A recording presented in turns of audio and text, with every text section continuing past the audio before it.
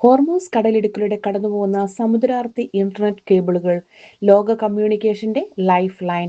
ഇപ്പോൾ സോഷ്യൽ മീഡിയയിൽ വ്യാപകമായി പ്രചരിക്കുന്ന ഈ ചിത്രം ഹോർമൂസ് കടലിടുക്കിലൂടെ കടന്നുപോകുന്ന സമുദ്രാർത്തി ഫൈബർ ഓപ്റ്റിക് കേബിളുകളെ കുറിച്ചുള്ളതാണ്.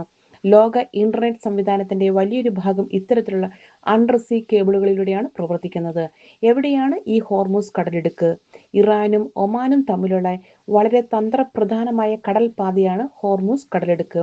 പേർഷ്യൻ ഗൾഫിൽ നിന്ന് ലോകത്തേക്ക് എണ്ണയും ഗ്യാസും കയറ്റുമതി ചെയ്യുന്ന പ്രധാന വഴി എന്ന നിലയിൽ ഇത് അറിയപ്പെടുന്നു.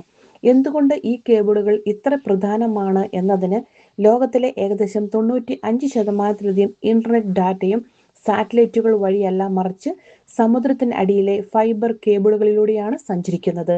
യൂറോപ്പ്, ഗൾഫ് രാജ്യങ്ങൾ, ഇന്ത്യ, ഏഷ്യ എന്നിവ തമ്മിലുള്ള ഡാറ്റ കൈമാറ്റത്തിനും ഈ മാർഗം അത്യന്തം നിർണായകമാണ്. ഈ കേബിളുകൾ വഴി എന്തൊക്കെയാണ് നടക്കുന്നത് എന്ന് നോക്കാം.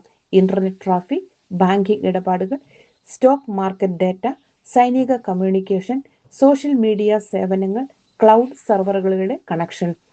ഇതിലെ ഭീഷണി എന്താണ് എന്ന് വെച്ചാൽ, ഹോർമൂസ് മേഖലയിൽ യുദ്ധമോ സൈനിക സംഘർഷമോ ഉണ്ടാവുകയാണെങ്കിൽ ഈ കേബിളുകൾക്ക് കേടുപാടുകൾ സംഭവിക്കാനുള്ള സാധ്യത ഉയരുന്നതായിരിക്കും.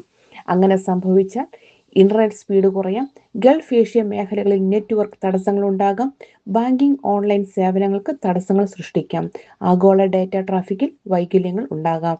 എന്നാൽ ഒരു കാര്യം ശ്രദ്ധിക്കണം, ഈ കേബിൾ മാത്രം ആശ്രയിച്ചല്ല ലോക ഇന്റർനെറ്റ് പ്രവർത്തിക്കുന്നത്.